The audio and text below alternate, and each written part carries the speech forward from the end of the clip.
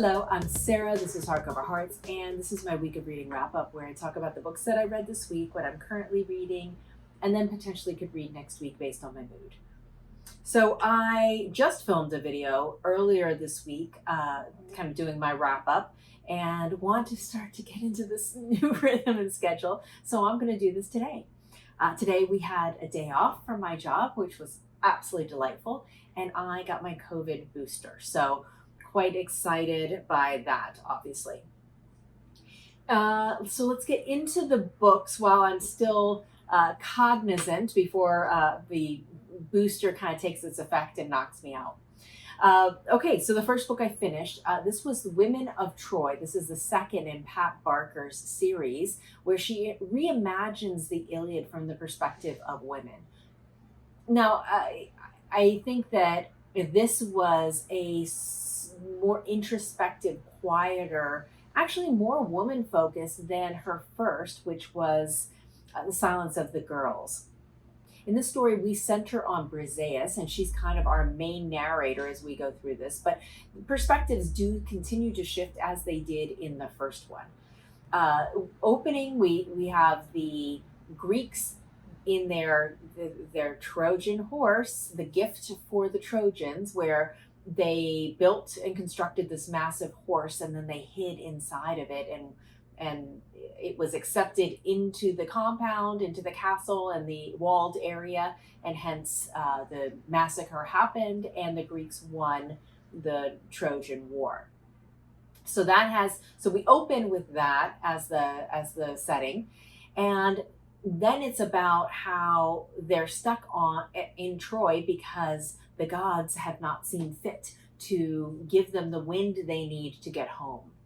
So somehow they irritated the gods, and Pat Barker is very clever in how she kind of constructs that. And because there's no wind, they're stuck there, and so they're really entrenched in this place that they just created this massacre, and they just won, and now all of the Trojan women have been allotted to the Greek men, and Briseis is in a position of status, I guess, because she is carrying the child of Achilles.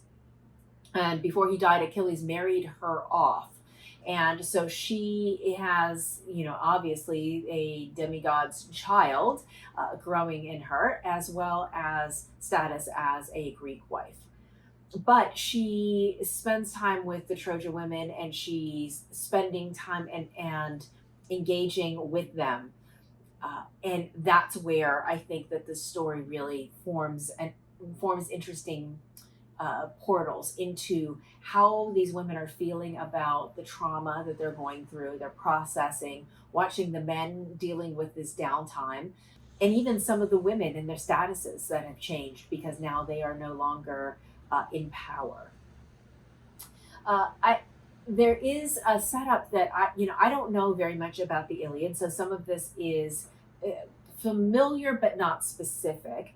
I really enjoyed how the women were prickly and difficult, and were slowly coming to trust each other as they are in new circumstances, and how resilient and adaptable they needed to be in order to survive. I thought that was well handled.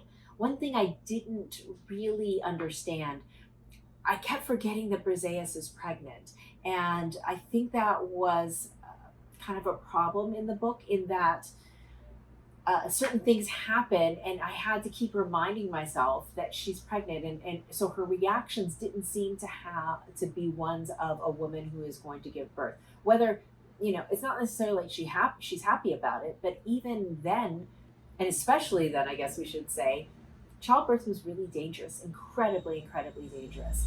So just the fact that wasn't really on her mind didn't ring as true as it could have. But overall, I like this very much, and I'm looking forward to the third in the series, which I have a digital arc for, and I'll be reading soon off of NetGalley. Okay, and then I forgot to mention this entirely in my last video. I finished David Copperfield, this is a book that I was reading with Jennifer, who is a frequent commenter, and she's also on Instagram.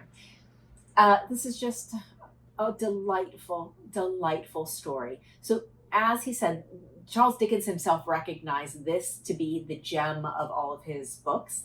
And I think it's because he says it's the most autobiographical.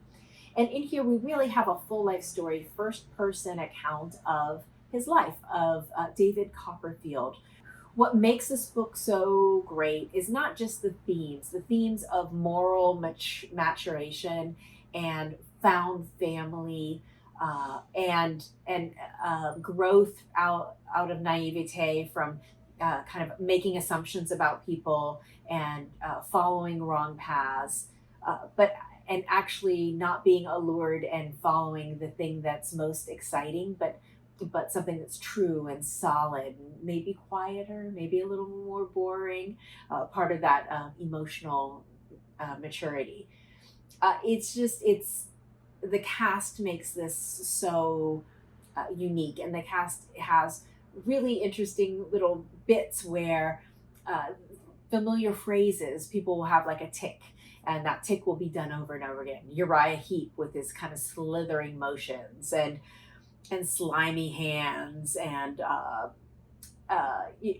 just also, and some people have like verbal tics that they use the same phrase over and over and over again, or the same mannerisms, and that just really helps in a robust cast like this to help differentiate who we're talking about at different moments.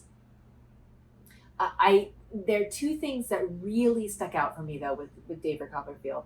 The first is the character of the aunt.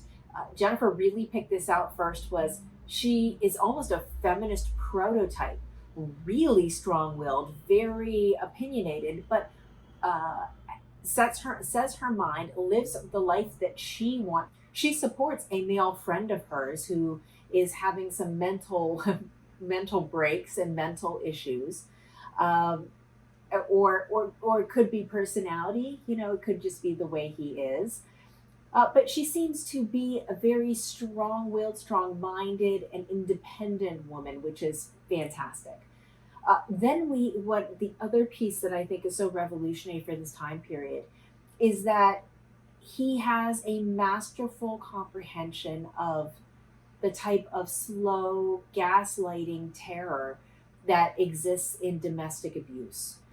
Talking about the mental grind, the power dynamics, the fear of reprisal, the anticipatory fear that then holds someone back from how they actually want to live.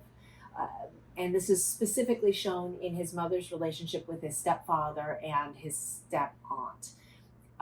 They come in, they basically sweep the young widow off her feet, and then he moves in, he marries and moves in, and then moves his sister in, and they just wheedle her down to nothing. I think that the way that it was told, and how also the ways that his mother was isolated from other members of the family, was so well done. Again, for the time that this was written in Victorian age, he did a phenomenal job of showing that it's not the victim's fault. It is absolutely the manipulations and the mental games and the gaslighting and all of that happens by the abuser and those that are working with them. So I found that incredibly profound. Great book. I'm so glad I finally got to it, and I can see why this is so beloved. Okay, so those are the only two I read. So let's talk about what I'm currently reading. Yes, I am making really good progress with Sodom and Gomorrah. This is volume 4 of In Search of Lost Time by Marcel Proust. This has a different translator. This is John Sturrock does this. Yeah, this is just really gay. Just really gay. I have kind of observing Marcel Proust explaining different types of homosexuality and different ways that homosexuals exist in Parisian culture. Really fascinating. In the same ways that he was doing this with the aristocracy, he's also doing it now with gay culture. And so I'm like, you seem to know an awful lot about this, Marcel. And that is something that is theorized, that he was in love with a man, and he did himself have homosexual leanings. But this is very gay, and I'm enjoying it so much. It's such a different experience from the last one. I will say I enjoy gay culture much more than I did the royalty aspect in the last one. So excited to continue with this. Then, so not only is it Victober, it's also Black British History Month in Britain. And I really wanted to read something written by a Black author that kind of speaks to the nature of Londoners or of the Black experience in London. And this is a seminal work. This was written in 1956, and this is The Lonely Londoners by Sam Selvon. This is a really great cover right there. And this is by Longman Caribbean Writers. I'm only just started. It's tiny. It's a little bitty book, but it's so wry and observing and funny, sad and poignant. We have a gentleman named Moses, and he is someone who is from Trinidad, and he has lived in London for a very long time. And he struggles, he struggles to save. He struggles to make his way. He lives alone. But it seems like he has become de facto welcome wagon for people coming from Trinidad. So people will reach out to him and said, "Hey, I've got someone coming. Can you meet him? Can you meet this person at the ship?" And kind of welcome them in. And so he has all of these set rules of how long and what he'll do and how much he'll do it. But then he tries to kind of get them into London and then shove them off on their own. He's not necessarily a community builder. But he met somebody at the station, and he's so amazed at this man.